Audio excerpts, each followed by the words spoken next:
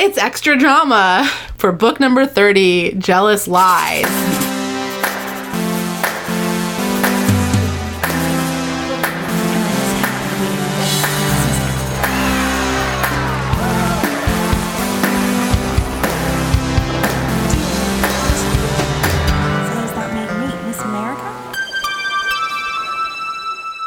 I'm your host, Marissa Flaxbart, and I'm here with Cherelle Solomon, and we've been talking about the earthquake.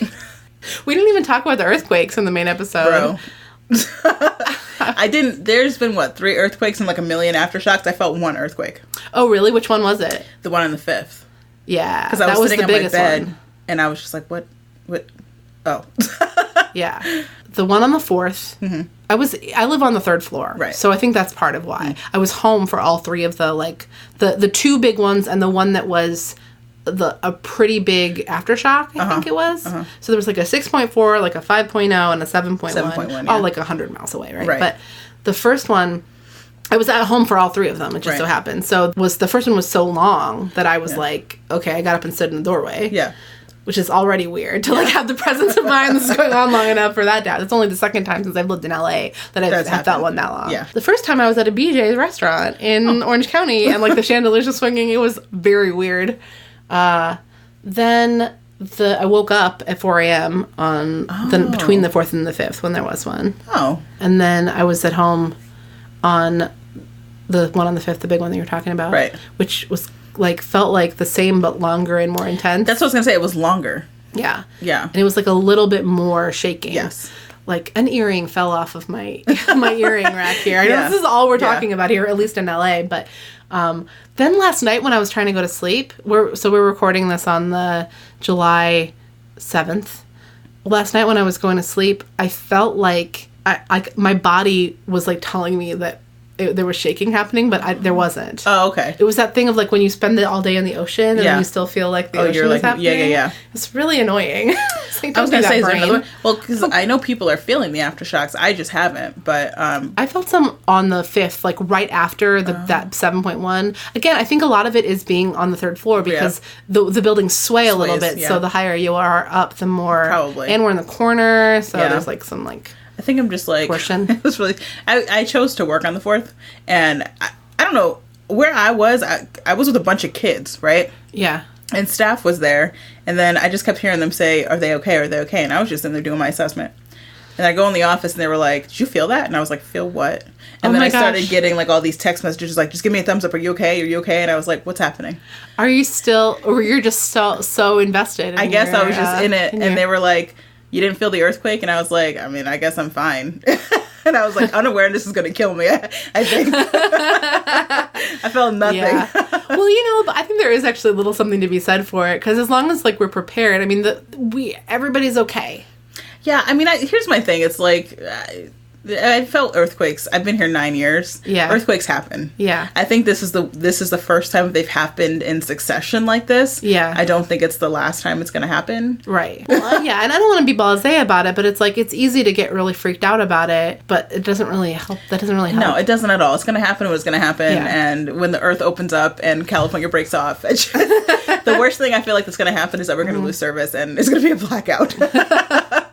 And obviously terrible for the people in Ridgecrest. Like, I know. That really sucks. That's true. Yeah. But it's like true. Also like, thank God people have not... There's been no deaths. Nobody's died. Yeah. People are in a bad situation there, but it's just weird. Like, how do you really prepare? I mean, I know I know how you prepare, but like, you know how to prepare at home. Because I was thinking about this. It's like, yes, you have a whole bunch of stuff. You have perishables, you have food, you have water, you have a flashlight. But fuck, what if I'm at work? I have cats. Like, what am I going to do? Like, you know what I mean? I think that, like, the preparation stuff ends up, I was trying to put together my own little, like, kit now that this has been happening. And I was like, I don't know what to do. But it's basically all just like, well, if you lose water and if you lose all your services, you need, like, water and you need a light source and some food. Right. So. I told people that if I'm going to die getting to my house to get my cats, I'm going to die. Okay. All right. So, now, what do you think the people of Sweet Valley would do in an earthquake? Probably something fucking dramatic. It is the 80s, so on the downside, the infrastructure was not as good. No. On the upside, they don't have to worry about losing internet because it doesn't exist yet. I just feel like they would somehow have their own private helicopters and would just jet out of there. Yeah, but then it could be like San Andreas the movie, where they fly around in a helicopter. Honestly, I just feel like they probably have some sort of... Things just kind of pop up there when they need it. So I bet you they have some kind of fallout shelter or... I wasn't planning on having earthquake discussion in the episode. I was wondering a little bit about your experience reading these books growing up, because we haven't actually had that many guests on the show that did read these books growing up. God, you know what? It's I've been reading... This is so stupid. I think I've been reading since I was 4. Yeah. I just wanted to read everything. Anything and everything. I didn't care what it was. What I liked about these books is that, like you said, there was always something. It was kind of like the Babysitter's Club. It was just nonstop books. Yeah. But I really just think it was an escape, because like I said before, living with parents who are immigrants, they're really fucking strict. It's very rigid. There is very little freedom. It's but kind of going into these books is kind of oh, I wonder what that would be like, living like that. And it's kind of it really was an escape. And even with all it takes 20 minutes to read these books, 25. Yeah, they're so short. They're so freaking short. But even in those 25 minutes, it's jam-packed full of oh my God, what's going to happen next, you know? And there are so many characters. We were talking in the main episode about how there are all these girls, not room for a lot of boys, but there's so many people to keep track of. Right. But all of those people, over the course of the books we've even read so far, it's their names get dropped in. You have this whole kind of rich world of characters that there's something about the way these serialized books unfold that lets you really feel like you're immersed in this world. Right.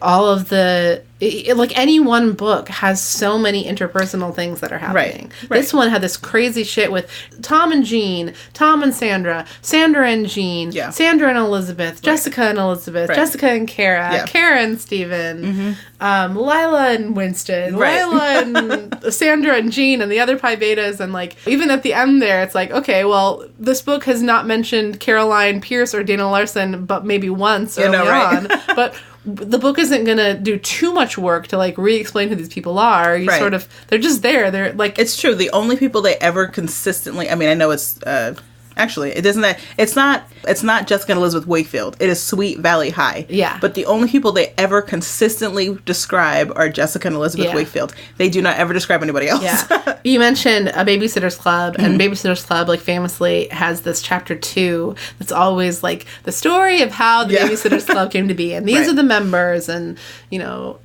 Stacy's diabetic, and Claudia's dyslexic, but has a great sense of fashion, and Marianne is sensitive, and it's, goes through the list. These books have that moment just in a paragraph of every book, where it's the Wakefield twins, were identical down to the dimple on their... But one's 4 minutes older. But that's as far as their similarities go. Aquamarine eyes. They always do the thing that always gets me, which is the whole all-American good looks thing. Which is what a phrase. What a phrase. Again, it's it is about the time. It's what is all-American, right? Because back then, that is all-American.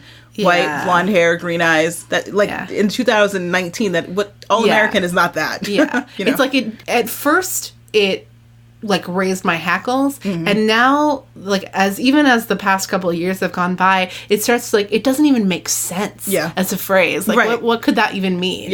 I guess it raises your hackles because you know what they mean. You know exactly what they mean. But it is weird because I was I hope nobody gets offended, but I was on Instagram and I was telling people that I was doing a podcast, and I was it's about the whitest shit ever.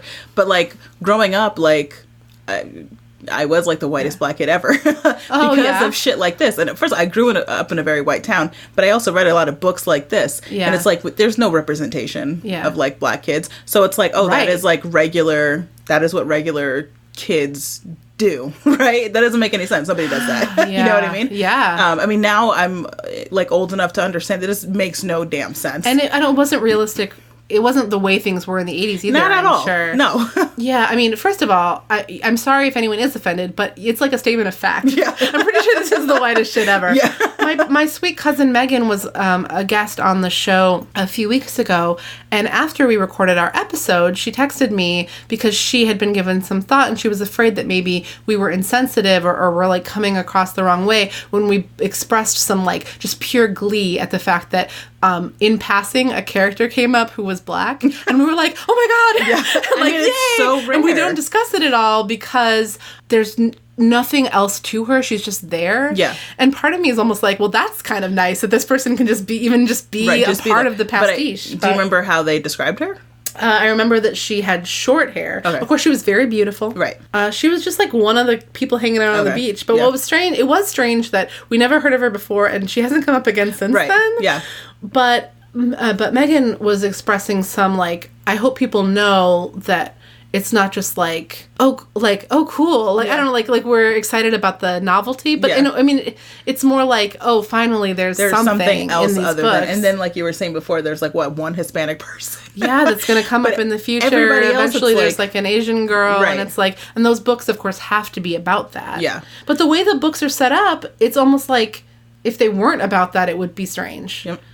But anyway, I was going to say, though, to comment on your observation, that I think that it's such a normal thing in high school or middle school, especially growing up, to think that, like, to grasp at what is, like, what quote-unquote normal is, and, like, to take from whatever media you're absorbing a lesson that, like, oh, that's how things work in the real world. Right. And, like, oh no, because I'm not doing things that way, I'm doing it wrong. Or like, oh, I just want to be like that so that I can be doing it right. Right. And you get to a point later on in your life, like you're saying, where it's like, oh, wait a second, that was just one story made up about how things work. Right. Like, even if you talk to people about how they really do things in their real life, it's not like everybody, has the same, like, I don't know, way that they date, or way that they brush their hair, or way that they, like, cook a meal. Like, it's not even the same lifestyle. Shit. This is, I was in, like, bumfuck, like, Connecticut. You know what I'm saying? It couldn't even be the same lifestyle, so it didn't compute. But also, it really does give you a blueprint of how you do not want to act just in life. Yeah. Right? Like, there's no way I would ever treat people like that, or be in like relationships like that, or like run through dudes like that, you know what I mean? Yeah.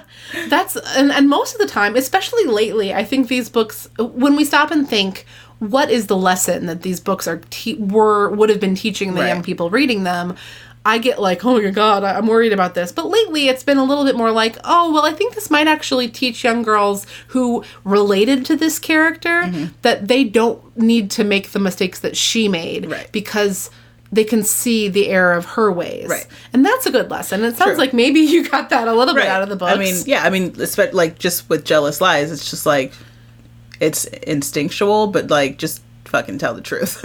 Right? Or like, just be honest with, especially someone who's your best friend. Like, just be honest is like the lesson of not just of these books, but like of the podcast that we keep going back to over and over again, because it's like every fucking problem that happens in these books would be solved. Right. If people weren't so damn sneaky. Yeah, they quit their scheming for 5 seconds and just like told people how they actually felt. Right. The only person I think who never learns her lesson is Jessica. Yep. Like, she might learn her lessons for the 2 seconds, but she's back to the same bullshit the next book. Oh, yeah. She learns lessons in the book, so she just forgets them by the next book. Or, like, by halfway through the next book. Right. Speaking of Jessica and Elizabeth, I'm realizing that I forgot in the main episode to ask you if you are a Jessica or an Elizabeth. I knew there was something I was forgetting. I really feel like, ideally, I would be Elizabeth, right? Who doesn't want to be Elizabeth? But I'm messy. I'm a messy bitch, so I'm Jessica. I am. I mean, like, I don't think, like, this is the thing. I don't think Jessica is malicious. I don't think she necessarily goes out of her way to be an asshole, even though the book might depict that sometimes. I really just think that she's a 16-year-old self-involved person, and that's how 16-year-olds developmentally are. Elizabeth is an outlier.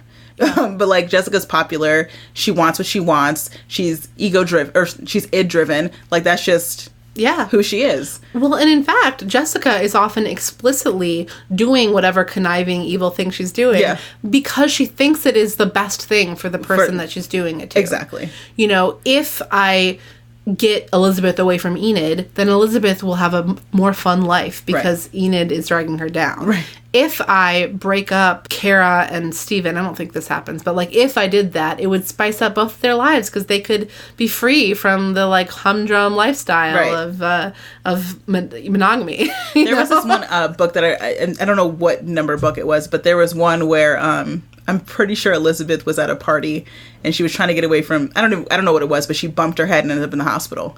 And her whole personality changed. And all of a sudden she wanted to wear makeup and Jessica was thrilled. Yeah. And she Jessica was in a motorcycle accident. There it was. And Jessica was like, I don't care that she's having like a brain injury. I'm so excited that she finally wants to be part of my life. So it's like, but it wasn't that she didn't care. It was like, my sister finally like wants to do the things that I want to do. So I'm gonna embrace that, even to the point where I'm putting her in danger by being with, what is it, Bruce or whatever? Yeah. So, well, and the thing that ultimately changes Jessica's tune in the storyline that you're talking about, when she gets too popular, right? Yeah, kind of. Yeah, it's not just that she's a little bit worried for Elizabeth, but mostly Elizabeth's wildness is forcing Jessica in those books to actually be responsible. Right. And Jessica doesn't like that.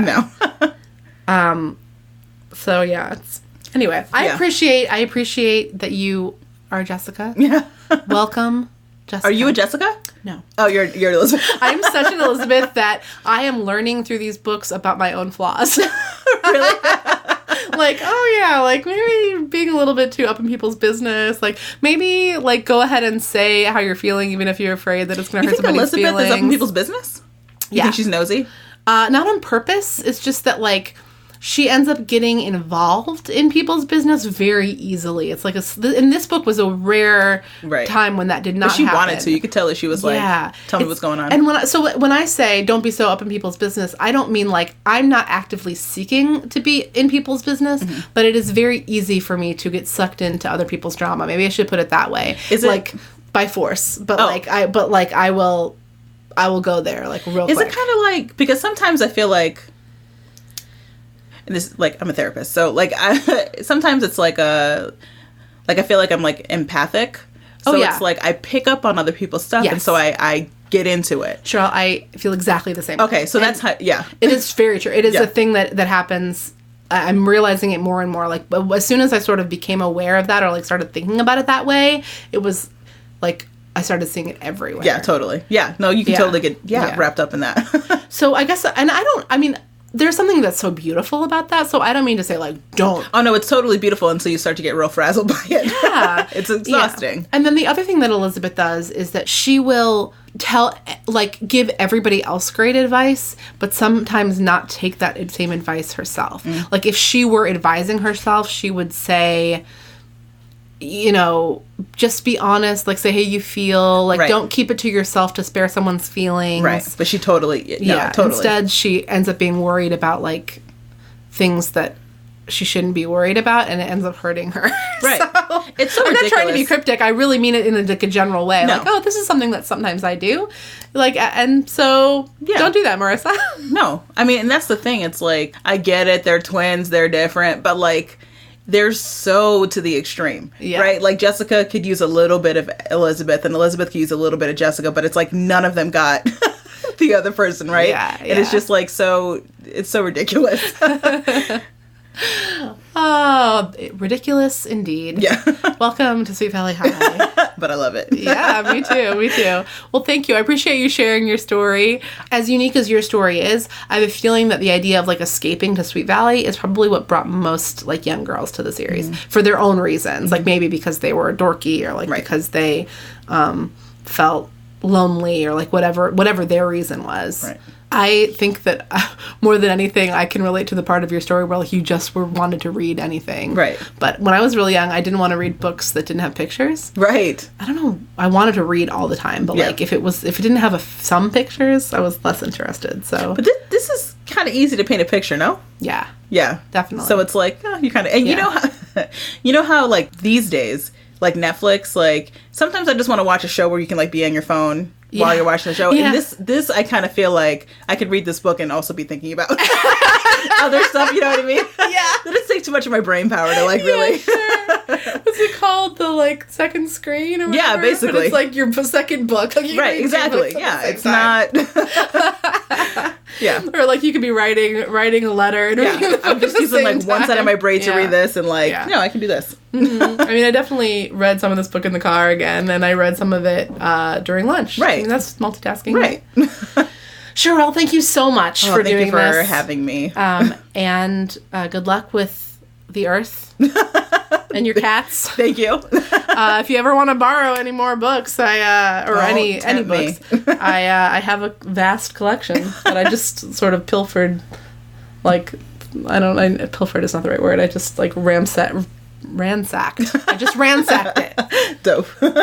Now my shelf is messed. Thank you so much. Thank you. Listeners, thank you. This is it for Sweet Valley Diaries for season 3. I didn't prepare any remarks. Maybe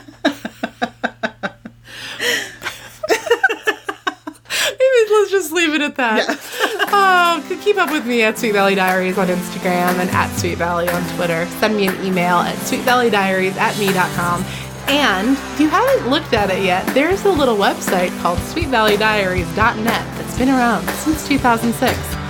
So if you're just jonesing for some Sweet Valley material, that is an option during the hiatus. And watch this space for when we'll be back. And there'll be some bonus stuff, I'm sure, in the interim because I just can't stay away. Bye. So does that make me Miss America? I just imagine, if I think about it now, they'd be in El Segundo. Yeah. That's how this is a good question. Yeah. I definitely think Orange County. Yeah. Yeah. Yeah. El Segundo. We're honing in. Because the funny thing about it is that it's a beach town, but it's not a city. Right. So it can't be LA, it can't be San Diego. Mm-mm. People early on would guess the Palisades or something, but it's Maybe. that's LA though, you know? I mean, yeah, but you wouldn't think it by going to the Palisades. I guess so, yeah.